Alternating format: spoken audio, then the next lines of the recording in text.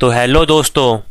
तो दोस्तों, आज इस साल का बहुत बड़ा नोटिफिकेशन जो कोल इंडिया लिमिटेड की तरफ से आया है, जिसमें 640 से ज़्यादा मैनेजमेंट ट्रेनिंग की पोस्टें हैं। और ये कोल इंडिया लिमिटेड की जो मेन कंपनी है उसमें ही आई है। इससे पहले इसकी जो सब्सिडरी कंपनी है जैसे NCL, SECL और MCL में भी काफ़ी बड़े नोटिफिकेशन आ चुके हैं, लेकिन ये जो नोटिफिकेशन है ये कोल इंडिया लिमिटेड में आया है जो एक महारत्न कंपनी है। तो देखिए, इसकी फॉर्म की स्टार्टिंग डेट है आपकी 12/5/2026, मतलब 12 मई से फॉर्म भरने शुरू हो जाएंगे और 11/6/2026 तक का फॉर्म भरने की डेट दी है। मतलब एक महीने का इन्होंने पूरा समय दिया आपको फॉर्म भरने के लिए। और इसके अलावा ये आपका CBT होने वाला है, यहाँ पर दिया है CBT के थ्रू आपका एग्ज़ाम होगा और आपके एडमिट कार्ड में बता दिया जाएगा किस दिन होगा और कैसे होगा। तो इसमें से कौन कौन सी ब्रांचें इसमें आपको दे सकती हैं। तो इसमें सिविल वाले एलिजिबल हैं, इलेक्ट्रिकल, मैकेनिकल, सिस्टम मतलब कंप्यूटर साइंस वाले, ENT, जियोलॉजी, इंडस्ट्रियल इंजीनियरिंग। इसके बाद ये नॉन टेक वाली है, हिंदी और कंपनी सेक्रेटरी।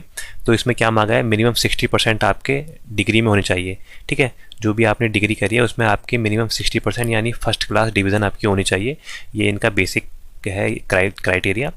इसके अलावा आप आगे देखते हैं इन्होंने क्या दिया। इन्होंने लिखा है BE, BTech, BSc, MCA, MSc, MTech must be from university institute recognized to appropriate statutory authority of India and should be regulated full time to course। मतलब फुल टाइम कोर्स में आपने BE, BTech वगैरह किया होना चाहिए, ऐसा इन्होंने कहा है। इसके अलावा इसमें दिया है कि आपके candidate who are currently studying in final year और सेमेस्टर और trimester of academic year 2025-26 of minimum required qualification are eligible to apply if they expect their result on 31 August 2026। मतलब इन्होंने बोला है कि फाइनल ईयर वाले भी इसमें एलिजिबल हैं।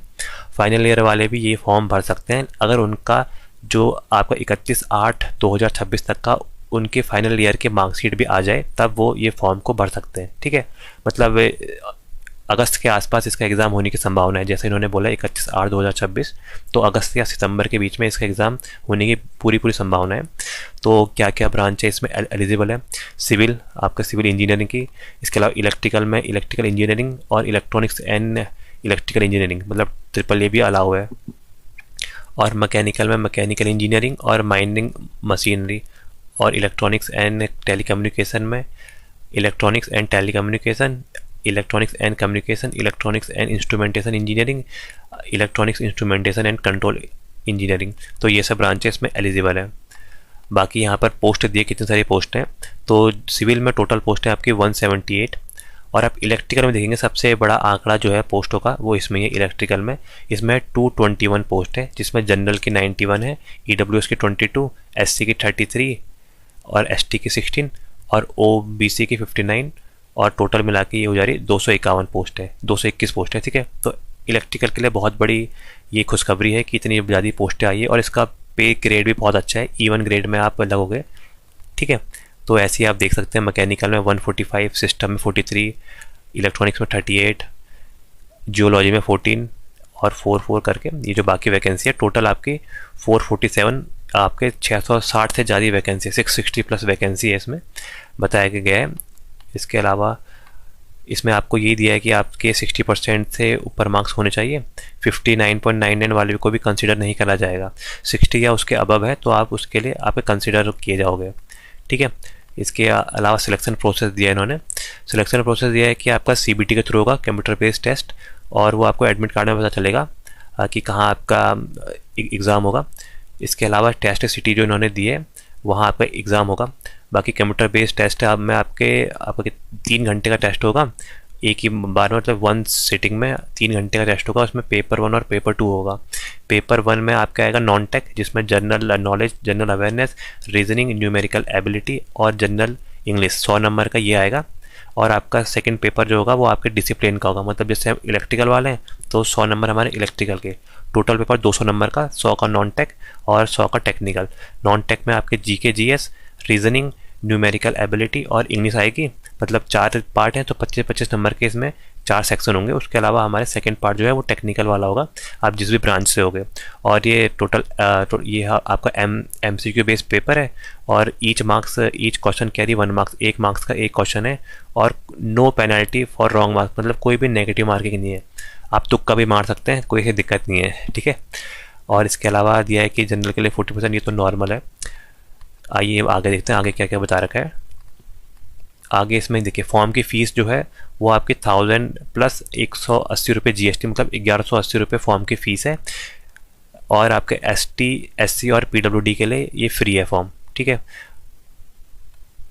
बाकी एज लिमिट आपकी देखिए, एज लिमिट दी है कि 30 साल तक के आप होने चाहिए 30 अप्रैल 2026 से, उससे ऊपर नहीं। मतलब मैक्सिमम जो जनरल वालों के लिए एज है वो 30 ईयर दी है 30 अप्रैल 2026 तक का। इसके अलावा आपको यहाँ पर 3 साल का छूट मिल जाएगी, यहाँ 5 साल का, और यहाँ पर PWD में 10 साल के लिए, ठीक है। तो आपके लिए सर्टिफिकेट होना चाहिए, उसके हिसाब से आप देख सकते हैं कैसा कैसा दिया है। बाकी देखिए तो नॉर्मल चीज़ें हैं, और देखिए कुछ और इम्पोर्टेंट दिया है तो देखते हैं इसमें। EWS सर्टिफिकेट के बारे में दिया है, तो फाइनेंशियल ईयर 2025-26 में आपकी इनकम बनी होनी चाहिए, ऐसा दिया है। ये देखिए फाइनेंशियल ईयर 2025-26 में आपको बनी होनी चाहिए इनकम, और वैलिड होना चाहिए आपका 26-27 में, मतलब इस साल में आपका EWS बना होना चाहिए। और जो उसकी आपका आय प्रमाण पत्र है इनकम वाला, वो आपका पिछले साल का होना चाहिए 2025-26 का, ठीक है, as per government of India के गाइडलाइंस के हिसाब से। बाकी आप देखिए इसका सैलरी स्ट्रक्चर, इसमें 60,000 से 1,80,000 तक का इसका बेसिक पे है। मतलब अगर मैं इन हैंड की बात करूं तो इसमें आपको 1,25,000 से लेकर 1,35,000 तक का आपको इन हैंड सैलरी मिलेगी। आपकी सैलरी जो बनती है इसमें बहुत हाई, यहाँ पर आपकी सैलरी बनती है करीबन आपकी 1,70,000 या 1,80,000 के आसपास बनती है आपकी सैलरी इन हैंड। और अगर 8 पे कमीशन लग गया तो ये आपकी सैलरी 2.25 लाख से 2.5 लाख के बीच में भी चले जाएगी, ठीक है। तो आप इसके लिए बहुत मेहनत करिए, और इस बार काफ़ी बड़ी पोस्ट हैं। इलेक्ट्रिकल के लिए तो 223 पोस्ट हैं, तो आप बिल्कुल इसकी तैयारी करें। बाकी सर्विस बॉन्ड के बारे में बता रखा है, मेडिकल एग्जामिनेशन और हाउ टू अप्लाई इसके बारे में बताया गया है, ठीक है। तो ये रही आज की वीडियो। तो इसमें आप देखिए कुछ ज़्यादा ऐसा इसके बाद नोटिफिकेशन में नहीं दिया है। तो मेन आपका यह है कि कोल इंडिया लिमिटेड का जो नोटिफिकेशन आ रखा है उसमें आपका CBT एग्ज़ाम होगा, जिसमें आपके CBT एग्ज़ाम में 2 सेक्शन होंगे, एक नॉन टेक और टेक्निकल। नॉन टेक वाला जो सेक्शन है आपका, नॉन टेक वाला सेक्शन 100 नंबर का होगा, और हर एक क्वेश्चन 1 मार्क्स का होगा, कोई भी नेगेटिव मार्किंग नहीं होगी। और टेक्निकल आपका पार्ट भी 100 मार्क्स का होगा, जिसमें कोई भी नेगेटिव मार्किंग नहीं होगी, 100 नंबर का होगा, और 100 क्वेश्चन आएंगे। मतलब 3 घंटे में 200 क्वेश्चन आएंगे और आपने उनको सॉल्व करना है।